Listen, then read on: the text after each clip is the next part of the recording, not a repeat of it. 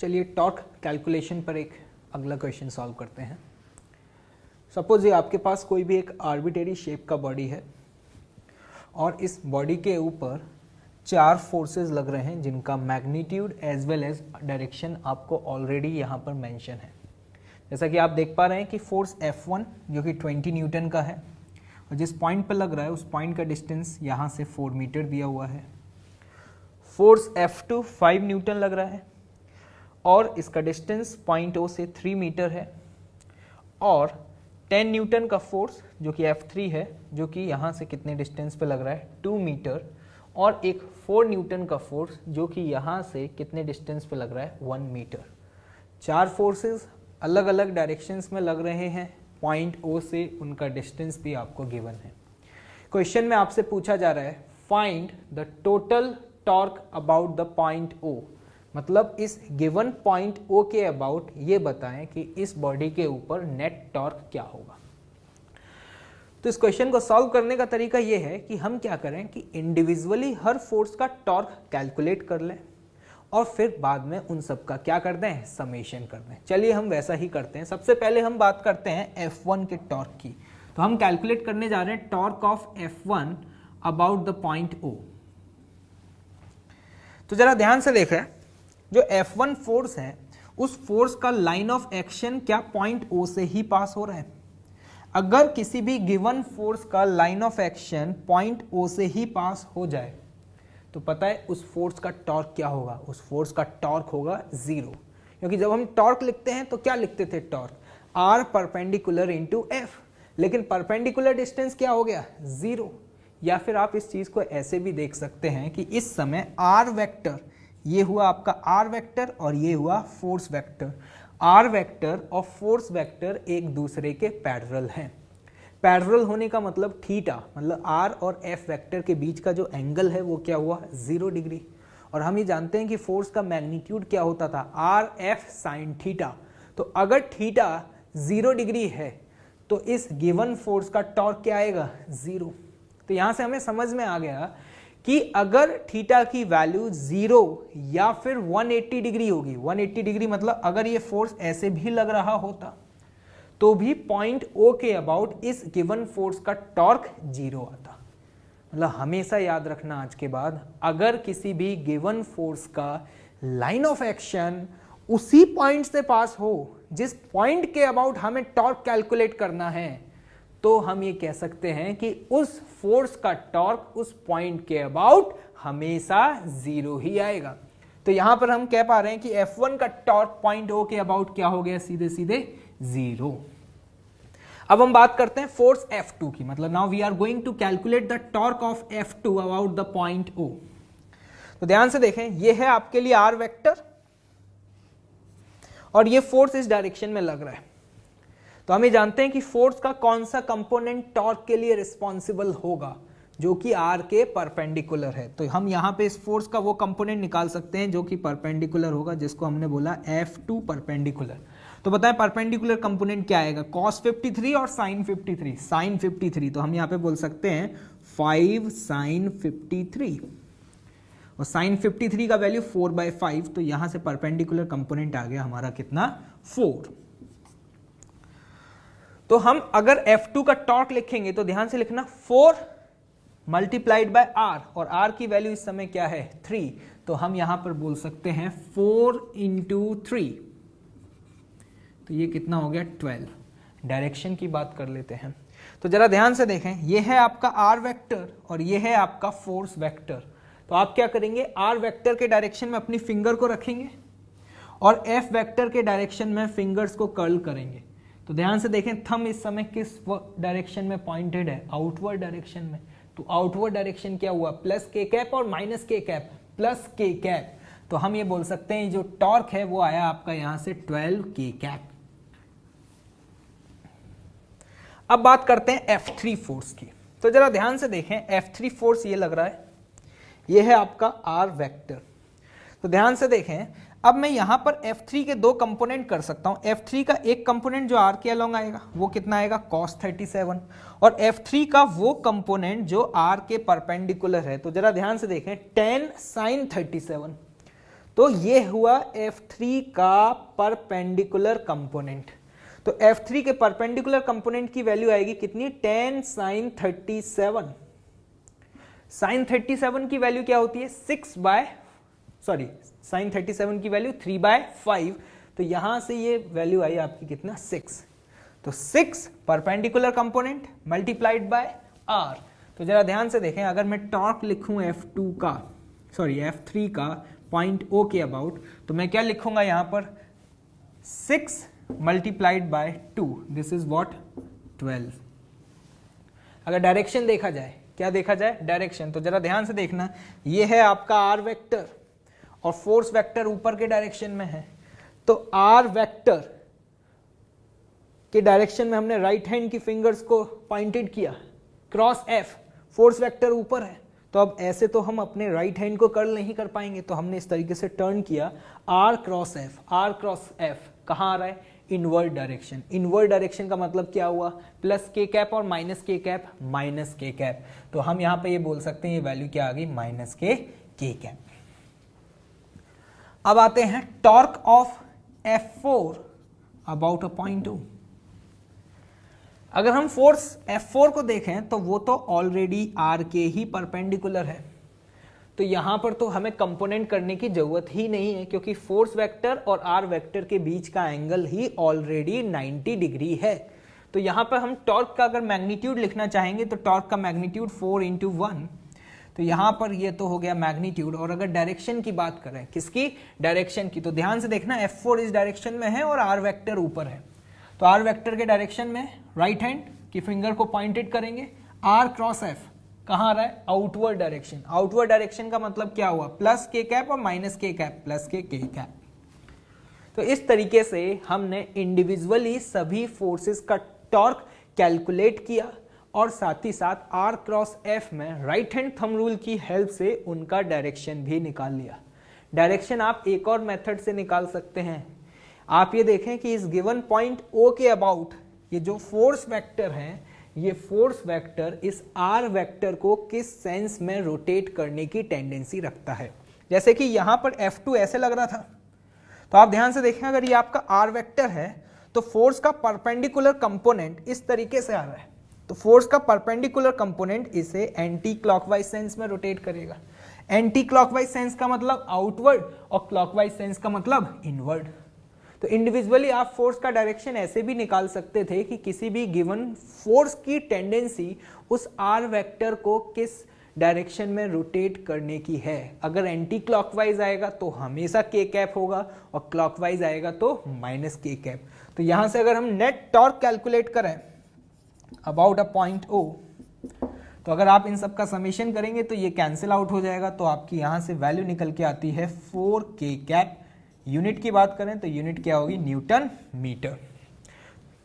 आप एक बात हमेशा याद रखिएगा, जैसे कि आपने देखा कि यहाँ पे फोर्स जो F1 है, उस F1 फोर्स का line of action point O से ही पास हो रहा था, तो इसीलिए हमने डायरेक्टली बोल दिया कि F1 का टॉर्क पॉइंट O के अबाउट क्या हुआ, 0 हुआ।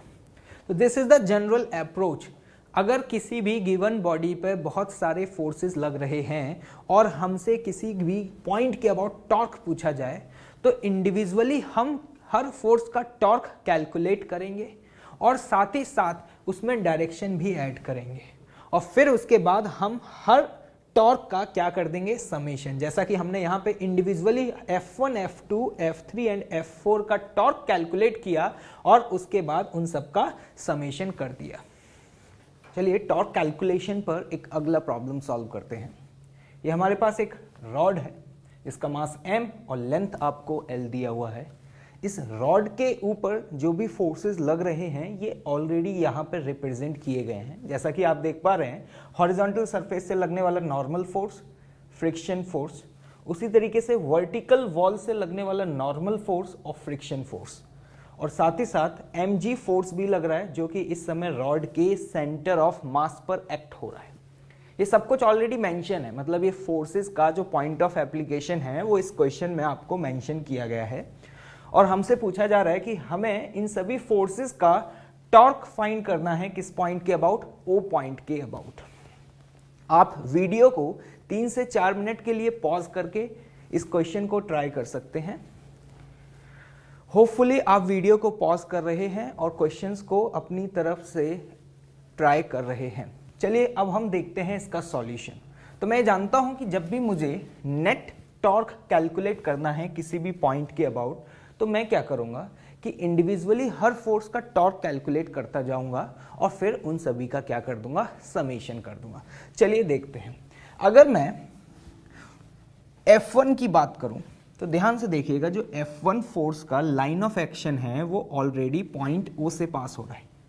मतलब अगर F1 का मैं लाइन ऑफ एक्शन देखूं तो वो पॉइंट O से अगर पास हो रहा है तो ये हम जानते हैं कि F1 फोर्स का टॉर्क क्या होगा, 0। तो जरा ध्यान से देखें, हम यहां लिख सकते हैं the torque of F1 about a point O will be equal to 0।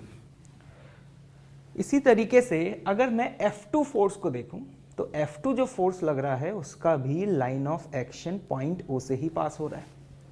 तो हम यहां पर ये बोल सकते हैं कि F2 का टॉर्क जो है पॉइंट O के अबाउट वो भी 0 होगा।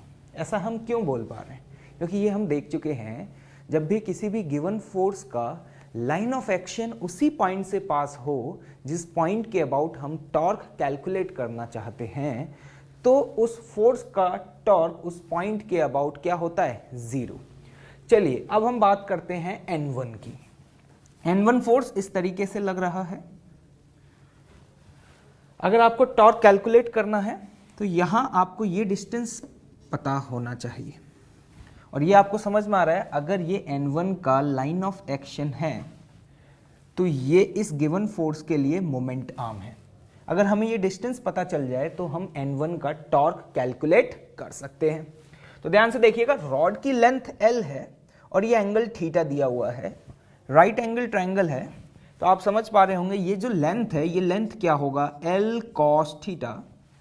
और अगर ये वाली आप लेंथ मेजर करना चाहेंगे तो ये वाली लेंथ आपकी क्या होगी, L sin थीटा। तो जरा ध्यान से देखें, अगर हमें N1 का टॉर्क लिखना है तो मोमेंट आर्म की लेंथ कितनी आई, L cos थीटा और N1। तो जरा ध्यान से देखें, N1 का टॉर्क पॉइंट O के अबाउट मैं क्या लिख सकता हूं, length of moment arm is L cos theta multiplied by N1। This is the magnitude. अगर हमें डायरेक्शन फाइंड करना है तो डायरेक्शन हम फाइंड कर सकते हैं with the help of right hand thumb rule. तो आप अगर ध्यान से देखें, पॉइंट O के अबाउट ये R वेक्टर है और ये फोर्स वेक्टर है।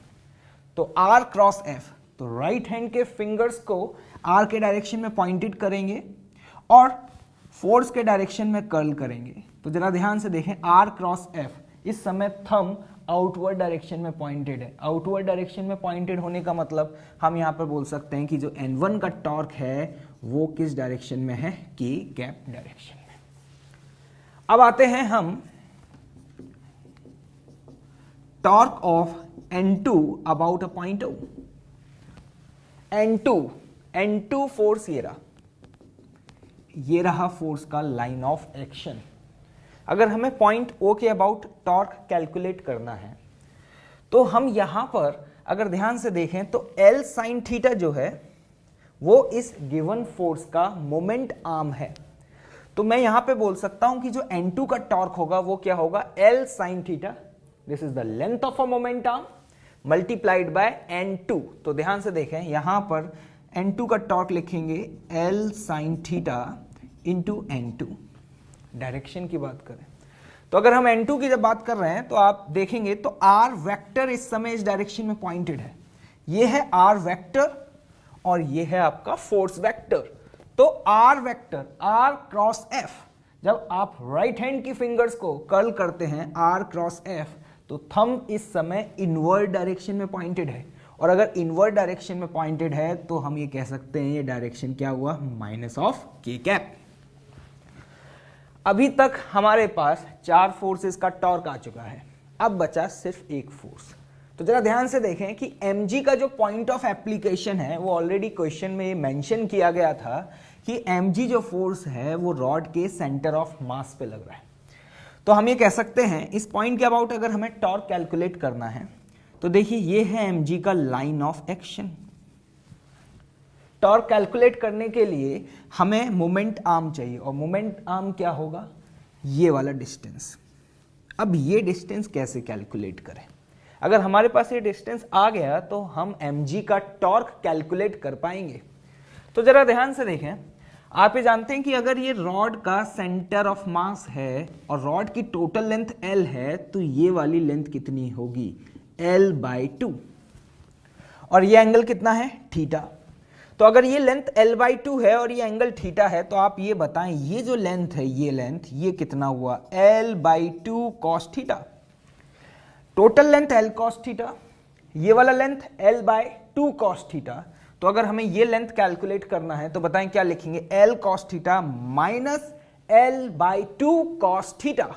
तो यहां से ये वैल्यू हमारे पास कितनी आती है, L/2 cos थीटा। तो अब हम ये कह सकते हैं कि अगर mg का टॉर्क कैलकुलेट करना है तो मोमेंट आर्म का लेंथ है L/2 cos theta into mg। तो ध्यान से देखें, अब हम लिखने जा रहे हैं यहां पे torque of mg about a point O। तो mg का अगर हम टॉर्क लिखेंगे तो मोमेंट आर्म का लेंथ क्या है, L/2 cos theta multiplied by mg। तो ये तो आ गया टॉर्क का मैग्नीट्यूड। अगर हम डायरेक्शन की बात करें तो डायरेक्शन कैसे देखेंगे, इस समय आर वेक्टर आपका ये है, फोर्स का लाइन ऑफ एक्शन ये है, राइट हैंड की फिंगर्स को आर के डायरेक्शन में पॉइंटेड करें और एफ के डायरेक्शन में कर्ल करें, आर क्रॉस एफ। थंब इस समय कहां पॉइंटेड है, इनवर्ड डायरेक्शन में। अगर थंब इनवर्ड डायरेक्शन में पॉइंटेड है तो हम ये कह सकते हैं कि टॉर्क है माइनस ऑफ के कैप। तो अभी हमारे पास इंडिविजुअली सभी फोर्सेस का टॉर्क आ चुका है। अगर हम नेट टॉर्क कैलकुलेट करना चाहते हैं, क्या कैलकुलेट करना चाहते हैं, net torque about a point O, तो क्या कर सकते हैं, इन सभी टॉर्क का समेशन। तो जरा ध्यान से देखें, ये एक्सप्रेशन क्या बनेगा आपका, L cos theta into N1 minus of L sin theta into N2 minus of L/2 cos theta into mg, और डायरेक्शन देखें तो k कैप। सभी का टॉर्क का समेशन लिखा हुआ है यहां पर। तो यहां से हमने नेट टॉर्क पॉइंट O के अबाउट कैलकुलेट कर लिया है। चलिए अब एक one of the most important result देखते हैं। ये आपके सामने एक स्टेटमेंट लिखा हुआ है, जरा इस स्टेटमेंट को पढ़ें। क्या लिखा हुआ है, the torque of gravitational force in uniform gravitational field can be calculated by assuming the whole mass to be concentrated at the center of mass of a body। क्या मतलब है इस स्टेटमेंट का? इसका मतलब है कि जब भी हमें ग्रेविटेशनल फोर्स का टॉर्क कैलकुलेट करना है तो हम ये एज्यूम कर सकते हैं कि पूरे का पूरा मास बॉडी के सेंटर ऑफ मास पर कॉन्सेंट्रेटेड है। अभी हम इस स्टेटमेंट को पहले प्रूफ करेंगे और यहां से जो रिजल्ट आएगा उसे एज अ स्टैंडर्ड रिजल्ट हम आगे के प्रॉब्लम्स को सॉल्व करने में यूज करने वाले हैं। जरा ध्यान से देखें, सपोज हमारे पास ये कोई भी एक रिजिड बॉडी है और हम ये जानते हैं कि रिजिड बॉडी जो है वो large number of small particles का कलेक्शन है। और सपोज हमसे पूछा जाए कि ये बताएं कि यहां पर कोई पॉइंट O है, उस पॉइंट O के अबाउट ग्रेविटेशनल फोर्स का टॉर्क क्या होगा। तो हम ये जानते हैं कि हर एक स्मॉल पार्टिकल का अपना खुद का मास होगा, तो हर इंडिविजुअल पार्टिकल पर ग्रेविटेशनल फोर्स लग रहा होगा और with respect to the point O हर इंडिविजुअल पार्टिकल का पोजीशन वेक्टर भी अलग अलग होगा। तो अगर हमें नेट टॉर्क कैलकुलेट करना है अपने जनरल अप्रोच से, तो हम क्या कहेंगे कि इंडिविजुअली हर पार्टिकल पर पॉइंट O के अबाउट हम टॉर्क कैलकुलेट करें और फिर उसका क्या कर दें, समेशन कर दें। तो जैसे कि ध्यान से देखिएगा, मान लीजिए मैंने यहां पर एक स्मॉल पार्टिकल कंसिडर किया और इस स्मॉल पार्टिकल का मास है m1 और इस पार्टिकल का position vector with respect to the point O जो है वो है सपोज r1 वेक्टर। इस पार्टिकल पर जो फोर्स लगेगा वो डाउनवर्ड डायरेक्शन में लगेगा, ग्रेविटेशनल फोर्स, और उस ग्रेविटेशनल फोर्स की वैल्यू क्या होगी, m1 इंटू जी। अब मैं आपसे पूछूं कि ये बताएं कि पॉइंट O के अबाउट इस फोर्स का टॉर्क क्या है। तो क्या लिखेंगे आप, ध्यान से देखें, पॉइंट O के अबाउट अगर मैं टॉर्क लिखने जा रहा हूं तो टॉर्क की वैल्यू लिखूंगा R1 cross M1 G vector. Similarly यहां पर ऐसे ही बहुत सारे पार्टिकल होंगे। मान लीजिए यहां पर मैंने कोई एक और पार्टिकल कंसिडर किया, उसका मास है m2 और उस पर जो ग्रेविटेशनल फोर्स है वो m2g है और पोजीशन वेक्टर है सपोज उसका r2। तो उस पर टॉर्क जो लगेगा उसकी वैल्यू हम क्या लिखेंगे, r2 vector cross m2 into g vector. तो इसी तरीके से हम हर इंडिविजुअल पार्टिकल का पॉइंट O के अबाउट टॉर्क कैलकुलेट करते जाएं और फिर उन सभी का समेशन कर दें। तो सपोज ये rigid body n number of small particle से मिलकर के बनी हुई है, तो इंडिविजुअली अगर हम सभी का टॉर्क लिखते जाएंगे तो ये आपके सामने कुछ इस तरीके से समेशन बन जाएगा, cross Rn into Mn into g vector. यहां पे आप एक चीज देख पा रहे हैं कि जो g टर्म है वो सभी एक्सप्रेशन में कॉमन आ रहा है और मास एक स्केलर क्वांटिटी है। तो इस स्केलर क्वांटिटी को क्या करते हैं हम R1 से, मतलब जो इनके गिवन पोजीशन वेक्टर्स हैं उनसे मल्टीप्लाई कर देते हैं और g को बाहर कॉमन लिख लेते हैं। जरा ध्यान से देखना मैं क्या करने जा रहा हूं। मैं आपको यहां पे बोल रहा हूं कि यहां पर हम इसी एक्सप्रेशन को ऐसे भी लिख सकते हैं, m1 R1 plus m2 R2 plus Mn Rn vector cross G vector. अब जरा ध्यान से देखिएगा, ये हमारे सामने जो एक्सप्रेशन बना, इस एक्सप्रेशन को अगर मैं टोटल मास से डिवाइड कर दूं और साथ ही साथ टोटल मास से मल्टीप्लाई कर दूं तो क्या एक्सप्रेशन में मुझे देखने को मिलेगा। जरा देखिएगा, मैंने क्या कहा, इस एक्सप्रेशन को मैं ऐसे लिख सकता हूं, the summation of mi ri vector where I varies from 1 to n। इस एक्सप्रेशन को टोटल मास से मैंने डिवाइड किया और साथ ही साथ टोटल मास से मैंने मल्टीप्लाई कर दिया क्रॉस g वेक्टर। जरा आप ध्यान से देखिएगा, मैंने एक्सप्रेशन में कुछ नहीं किया है, m से डिवाइड किया है और m से मल्टीप्लाई किया है। ऐसा क्यों किया अभी आपको समझ में आ जाएगा। इस एक्सप्रेशन को आप ध्यान से देखें, ये क्या लिखा हुआ है, m1 r1 plus m2 r2 plus m3 r3 so on divided by the total mass। ये टर्म ऐसा लग रहा है कि पहले भी हम कभी देख चुके हैं। बिल्कुल सही बात, सेंटर ऑफ मास में। This is what, this is the position vector of centre of मास। तो इस एक्सप्रेशन को ध्यान से देखिएगा, मैं किस तरीके से लिख सकता हूं, this is the position vector, तो position vector of centre of mass cross mg vector, this is the net torque about a point O। तो यहां से हमें क्या रिजल्ट मिला, यहां से रिजल्ट ये मिला कि अगर मुझे ग्रेविटेशनल फोर्स का टॉर्क कैलकुलेट करना है किसी भी गिवन पॉइंट के अबाउट, तो rather than to calculate the torque of each and every individual particle, हम आज के बाद ये मान सकते हैं कि पूरा का पूरा जो मास है वो बॉडी के सेंटर ऑफ मास पर कॉन्सेंट्रेटेड है। मतलब हमेशा आज के बाद याद रखना कि यूनिफॉर्म ग्रेविटेशनल फील्ड में जब भी हम ग्रेविटेशनल फोर्स का टॉर्क कैलकुलेट करेंगे तो पूरे मास को सेंटर ऑफ मास पर रख करके उसका टॉर्क कैलकुलेट कर पाएंगे। चलिए अभी जो हमने स्टेटमेंट पढ़ा और उसका प्रूफ किया उसी पर एक प्रॉब्लम सॉल्व करते हैं। ये हमारे पास एक सेमी सर्कुलर डिस्क है जिसका मास m और रेडियस आपको r दिया हुआ है। हमसे पूछा जा रहा है कि ग्रेविटेशनल फोर्स का टॉर्क कैलकुलेट करना है किस पॉइंट के about, about the point O। तो हम यहां पर क्या करें, अगर हमें ग्रेविटेशनल फोर्स का टॉर्क कैलकुलेट करना है तो हम अभी ग्रेविटेशनल फोर्स को डायरेक्टली बॉडी के सेंटर ऑफ मास पर लगा सकते हैं। एक सेमी सर्कुलर डिस्क का सेंटर ऑफ मास इसके ज्योमेट्रिकल सेंटर से कितनी दूरी पर होता है, ये हम पढ़ चुके हैं सेंटर ऑफ मास चैप्टर में। बताइए कितना होता है ये डिस्टेंस। बिल्कुल सही, ये डिस्टेंस होगा आपका 4r/3π। तो हम यहां पे डायरेक्टली फोर्स कितना लगा सकते हैं, mg।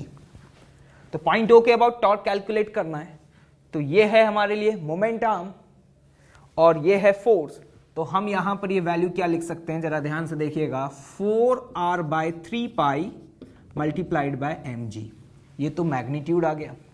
और अगर हमें डायरेक्शन फाइंड करना है तो डायरेक्शन कैसे निकालें, आर वेक्टर इस समय इस डायरेक्शन में पॉइंटेड है और ये है फोर्स वेक्टर, तो r क्रॉस f, थंब किस डायरेक्शन में पॉइंटेड, इनवर्ड डायरेक्शन में, तो हम यहां पे बोल सकते हैं कि जो टॉर्क है उसका वैल्यू ये है। तो हमेशा याद रखिएगा, आज के बाद जब भी हमें ग्रेविटेशनल फोर्स का टॉर्क कैलकुलेट करना होगा तो हम सीधे ही पूरे के पूरे mg को बॉडी के सेंटर ऑफ मास पर लगा करके कैलकुलेट करेंगे। चलिए अब एक और इंपॉर्टेंट स्टेटमेंट देखते हैं, पढ़ें जल्दी से स्टेटमेंट क्या लिखा हुआ है। If the net force on a system of particles और a rigid body is 0, then net torque of all the forces acting on a rigid body is same about every point in a space। क्या मतलब है इस statement का? इसका मतलब ये हुआ कि अगर किसी भी गिवन बॉडी के ऊपर नेट फोर्स 0 है तो हम स्पेस में किसी भी पॉइंट के अबाउट टॉर्क कैलकुलेट कर लें, हर पॉइंट के अबाउट टॉर्क की वैल्यू सेम आएगी। मतलब अगर नेट फोर्स 0 हुआ तो टॉर्क इस बात पर डिपेंड ही नहीं करेगा आप किस पॉइंट के अबाउट कैलकुलेट कर रहे हैं, क्योंकि किसी भी पॉइंट के अबाउट टॉर्क की वैल्यू निकालेंगे तो वो सेम आनी चाहिए। चलिए इस स्टेटमेंट को प्रूफ करते हैं। मान लीजिए कि आपके पास ये कोई एक रिजिड बॉडी है और उस रिजिड बॉडी पे बहुत सारे फोर्सेस लग रहे हैं, मान लीजिए this force F1, F2 and so on, मतलब n नंबर ऑफ फोर्सेस जो कि किसी भी रिजिड बॉडी पे लग रहे हैं। हम यहां पे एक जनरल प्रूफ करने जा रहे हैं। अब मान लीजिए मैंने यहां कोई एक पॉइंट कंसीडर किया, पॉइंट O, और मैं आपसे कहूं कि ये बताएं कि पॉइंट O के अबाउट नेट टॉर्क क्या होगा। तो जरा ध्यान से देखिएगा, अगर हम पॉइंट O के अबाउट नेट टॉर्क लिखना चाहते हैं तो हम ये कहेंगे कि जिस पॉइंट पर फोर्स F1 लग रहा है उसका सपोज पोजीशन वेक्टर है R1 वेक्टर। सिमिलरली जिस पॉइंट पे फोर्स F2 लग रहा है उसका पोजीशन वेक्टर है R2 वेक्टर। और इसी तरीके से पॉइंट O के अबाउट हमें हर इंडिविजुअल फोर्स के पॉइंट ऑफ एप्लीकेशन का पोजीशन वेक्टर पता है, तो हम क्या टॉर्क की वैल्यू लिखेंगे। देखें, torque about a point O लिखने जा रहा हूं, मैं वैल्यू लिखूंगा R1 cross F1 vector plus R2 cross F2 vector and so on. ठीक, अब जरा ध्यान से देखिएगा, सपोज मैं अपना पॉइंट चेंज कर दूं, मतलब मैं अब टॉर्क पॉइंट O के अबाउट कैलकुलेट ना करके स्पेस में कोई और पॉइंट कंसीडर करता हूं। मान लीजिए यहां पे मैंने एक पॉइंट कंसीडर किया O डैश, और अब हम पॉइंट O डैश के अबाउट फिर से नेट टॉर्क कैलकुलेट करते हैं। हमें प्रूफ ये करना है कि चाहे हम टॉर्क पॉइंट O के अबाउट कैलकुलेट करें या फिर चाहे हम टॉर्क पॉइंट O डैश के अबाउट कैलकुलेट करें, दोनों ही पॉइंट के अबाउट टॉर्क की वैल्यू सेम आनी चाहिए। तो हम ये जानते हैं कि जैसे ही हमने अपना पॉइंट चेंज किया तो उस गिवन फोर्स का पोजीशन वेक्टर भी चेंज हो जाएगा। तो अगर O डैश के रिस्पेक्ट में मैं बात करूं तो मान लेते हैं कि O डैश के रिस्पेक्ट में F1 का जो पॉइंट ऑफ एप्लीकेशन है उसका पोजीशन वेक्टर है R1 डैश वेक्टर। इसी तरीके से बोल सकते हैं कि F2 जो है उसका जो पोजीशन वेक्टर होगा वो पोजीशन वेक्टर कितना है, R2 dash vector and so on. तो जरा एक बात बताएं, अगर मुझे O डैश के अबाउट टॉर्क लिखना है, किसके अबाउट, O डैश के अबाउट, तो फर्क बस इतना आएगा, जहां पर R1 आ रहा है वहां R1 डैश आ जाएगा, जहां R2 आ रहा है वहां पे R2 डैश आ जाएगा। तो जरा ध्यान से देखिएगा, एक्सप्रेशन क्या लिखूंगा, R1 dash vector cross F1 vector plus R2 dash vector cross F2 vector plus so on, और ये लास्ट टर्म जो होगा वो होगा आपका Rn dash cross Fn vector. तो यहां से हमारे पास O डैश के अबाउट भी टॉर्क की वैल्यू आ गई। अब जरा ध्यान से देखिएगा, मैं यहां पर ये एक वेक्टर बनाता हूं और इस वेक्टर को मैंने बोला R O dash O vector. जिस पॉइंट पर फोर्स F1 लग रहा है उसे पॉइंट ए बोला। तो अगर आप triangle O dash A O consider करें, ध्यान से देखिएगा, ओ डैश ए ओ, तो इस गिवन ट्राइंगल में मैं क्या लिख सकता हूं, R1 डैश वेक्टर, क्या लिख रहा हूं जरा ध्यान से देखिएगा, R1 dash vector is equal to O dash O vector R plus R1 vector with the help of triangle law of vector addition. O dash A O एक ट्राइंगल है जिसमें R1 डैश वेक्टर जो है वो यहां पर इस vector और इस वेक्टर का क्या है, रिजल्टेंट है। तो ये आपको समझ में आ रहा होगा, जिस तरीके से आपने R1 डैश वेक्टर को लिखा है, सिमिलरली आप उसी तरीके से R2 डैश वेक्टर की वैल्यू को भी लिख सकते हैं। वो क्या लिखेंगे, R O dash O vector plus R2 vector. तो अब क्या करें कि हमारे पास जो ओ डैश के अबाउट टॉर्क है ना, उसमें जो भी R1 dash R2 dash vectors लिखे हुए हैं उन सभी की वैल्यू यहां से सब्स्टिट्यूट कर दें। तो ध्यान से देखिएगा, अगर ये मैं वैल्यू सब्स्टिट्यूट करता हूं तो अब आपके पास रिजल्ट क्या बनेगा, R1 डैश की वैल्यू मैं सब्स्टिट्यूट करने जा रहा हूं, तो ये बना आपके पास R1 O dash O vector plus R1 vector cross F1 vector. Similarly R2 dash की वैल्यू अगर पुट करें तो वो आपके सामने एक्सप्रेशन बनेगा cross F2 vector plus so on. इसी तरीके से हम हर जगह R डैश वेक्टर की value in terms of O dash O vector और रिस्पेक्टिव पोजीशन वेक्टर के टर्म्स में लिखते जाएंगे। अब जरा देखते हैं, इस एक्सप्रेशन को ओपन करते हैं। अगर आप इस एक्सप्रेशन को ओपन करेंगे तो ध्यान से देखिएगा, ये एक्सप्रेशन क्या बनेगा आपका, R O dash O vector cross F1 vector plus F1 का इसमें मल्टीप्लाई करेंगे तो R1 cross F1 vector. Similarly यहां पर जब आप F2 का इस एक्सप्रेशन में मल्टीप्लाई करेंगे तो O dash O vector cross F2 vector plus R2 vector cross F2 vector plus on.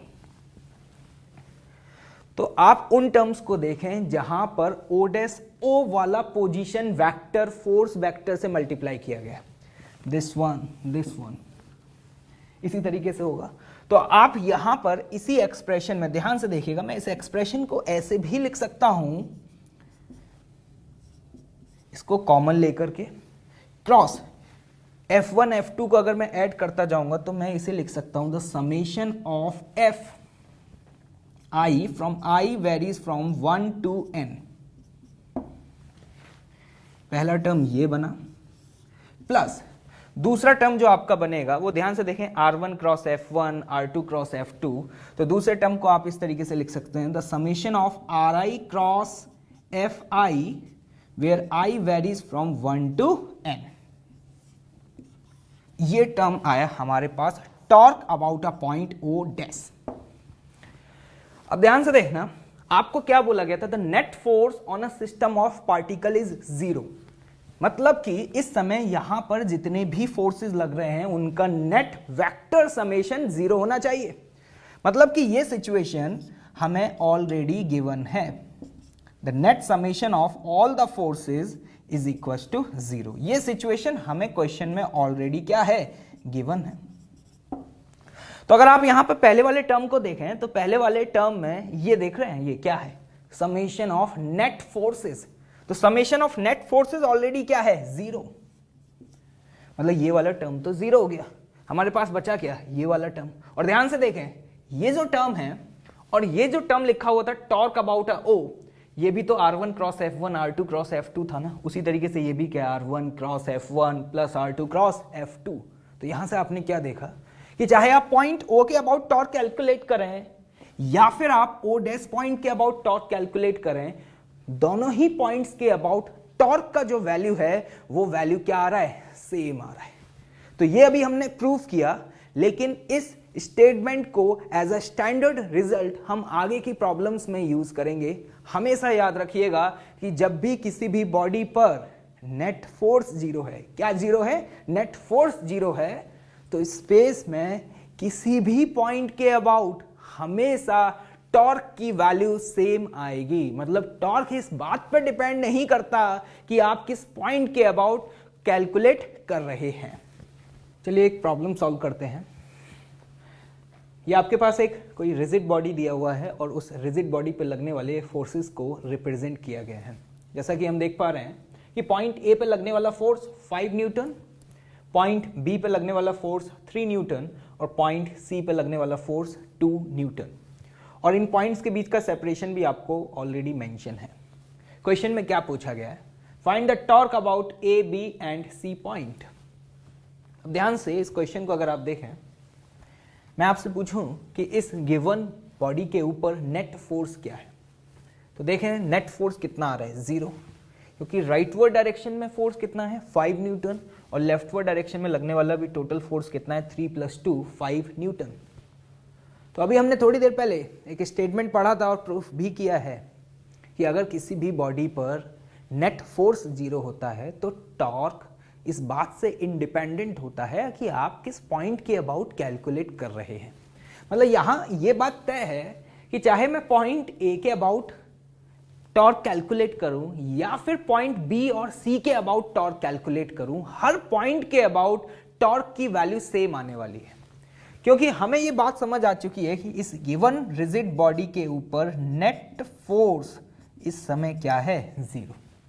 चलिए एक बार इस न्यूमेरिकल को सॉल्व करके देख भी लेते हैं कि सेम आ रही है या फिर नहीं आ रही। तो बात करते हैं पॉइंट ए के अबाउट। पॉइंट ए के अबाउट अगर हमें टॉर्क कैलकुलेट करना है तो ध्यान से देखिएगा, जो 5 न्यूटन वाला फोर्स है उस फोर्स का टॉर्क तो क्या हो जाएगा, 0। अगर हम बात करें 3 न्यूटन वाले फोर्स की, तो पॉइंट ए के अबाउट ये है आपका आर वेक्टर जो इस समय डाउनवर्ड डायरेक्शन में पॉइंटेड है और फोर्स कहां है, इस डायरेक्शन में। तो ध्यान से देखिएगा, R vector R cross F direction कहां आ रहा है, इनवर्ड। सिमिलरली अगर आप 2 न्यूटन वाले की बात करेंगे तो 2 न्यूटन के लिए भी आर वेक्टर डाउनवर्ड डायरेक्शन में पॉइंटेड है और फोर्स लेफ्टवर्ड डायरेक्शन में, तो आर क्रॉस एफ अभी भी कहां आ रहा है, इनवर्ड। मतलब एक बात तो समझ आ गई कि पॉइंट ए के अबाउट 3 न्यूटन और 2 न्यूटन वाले फोर्सेस का टॉर्क सेम डायरेक्शन में आएगा। तो जरा वैल्यू लिखते हैं, बताइए 3 न्यूटन वाले के लिए मोमेंट आर्म कितना है, 3। तो हम यहां पे वैल्यू क्या लिखेंगे, 3 × 3 प्लस, हम बात करते हैं 2 न्यूटन, इसके लिए मोमेंट आर्म कितना है, 5। तो ये वैल्यू कितना आएगा आपके लिए, 5 × 2। डायरेक्शन की बात करें तो डायरेक्शन क्या है, -k कैप। तो ये वैल्यू कितना आया, 9 + 10। तो ये वैल्यू हम लिख सकते हैं -19k cap, sorry 19k cap newton metre. ये है पॉइंट ए के अबाउट टॉर्क। अब मैं आपसे कहूं कि नहीं पॉइंट ए के अबाउट नहीं, पॉइंट बी के अबाउट टॉर्क बताएं। वैसे तो हमें पता है कि रिजल्ट सेम आने वाला है, लेकिन फिर भी एक बार कैलकुलेट करके चेक करते हैं। पॉइंट बी के अबाउट जब हम टॉर्क कैलकुलेट करेंगे तो आप देख पा रहे हैं कि जो 3 न्यूटन वाला फोर्स है उसका टॉर्क क्या हो गया, 0। अगर हम 5 न्यूटन वाले की बात करें तो ध्यान से देखिएगा, इस समय पॉइंट बी के अबाउट आर वेक्टर जब आप देखेंगे तो आर वेक्टर अपवर्ड डायरेक्शन में पॉइंटेड है आर, और फोर्स वेक्टर इस डायरेक्शन में है, तो R cross F inward direction. उसी तरीके से अगर आप 2 न्यूटन वाले की बात करें तो 2 न्यूटन के लिए जो आर वेक्टर है वो आर वेक्टर डाउनवर्ड डायरेक्शन में पॉइंटेड है, तो आर क्रॉस एफ इनवर्ड। मतलब पॉइंट बी के अबाउट 5 न्यूटन और 2 न्यूटन का टॉर्क सेम डायरेक्शन में आ रहा है। ध्यान से देखना, फोर्सेस जरूर अपोजिट डायरेक्शन में हैं, लेकिन पॉइंट बी के अबाउट टॉर्क का डायरेक्शन सेम है। क्योंकि ऐसे देख सकते हैं कि पॉइंट बी के अबाउट ये जो फोर्स है वो इस गिवन वेक्टर को किस सेंस में रोटेट करने की टेंडेंसी रखता है, क्लॉकवाइज सेंस। उसी तरीके से जो फोर्स ये 2 न्यूटन पीछे लग रहा है वो इसे किस सेंस में रोटेट करने की टेंडेंसी रखता है, दिस इज ऑल्सो क्लॉकवाइज। तो टेंडेंसी अगर सेम है, क्लॉकवाइज का मतलब इनवर्ड, तो हम ये कह सकते हैं कि पॉइंट बी के अबाउट इन दोनों फोर्सेस का टॉर्क क्या होगा, ऐड हो जाएगा, क्योंकि दोनों का डायरेक्शन सेम है। चला पॉइंट बी के अबाउट टॉर्क दिखते हैं, कितना आ रहा है इसका, मोमेंट आर्म कितना है, 3 इंटू 5 प्लस 2 न्यूटन वाले की बात करें, डायरेक्शन सेम है तो प्लस करने जा रहे हैं हम, 2 इंटू 2 माइनस के कैप। ध्यान से देखना, 15 प्लस 4 तो ये वैल्यू आपके पास क्या आती है, इस वैल्यू को आप लिख सकते हैं माइनस के 19 के कैप न्यूटन मीटर। सिमिलरली इसी तरीके से आप पॉइंट सी के अबाउट खुद से कैलकुलेट करके चेक कर सकते हैं। गारंटी है इस बात की कि पॉइंट ए, पॉइंट बी और पॉइंट सी तीनों के अबाउट टॉर्क की वैल्यू माइनस के 19 के कैप ही आने वाली है। आपने एक बात और ऑब्जर्व करी, ये जनरल कंफ्यूजन रहता है, लोगों को लगता है कि अगर बॉडी पे नेट फोर्स जीरो है तो नेट टॉर्क भी जीरो होगा, क्योंकि वो मैथमेटिकल फॉर्मूले से देखते हैं। वो कहते हैं कि यार टॉर्क बराबर होता है आर क्रॉस एफ, तो अगर फोर्स जीरो है तो टॉर्क भी जीरो होगा। लेकिन ये स्टेटमेंट सही है गलत है? गलत है। जैसा कि आपने यहां पे देखा कि बॉडी पर नेट फोर्स तो जीरो है लेकिन नेट टॉर्क जीरो नहीं आ रहा। बस खास बात यह है कि जब भी नेट फोर्स जीरो होता है तो स्पेस में हर एक पॉइंट के अबाउट टॉर्क का वैल्यू सेम आता है।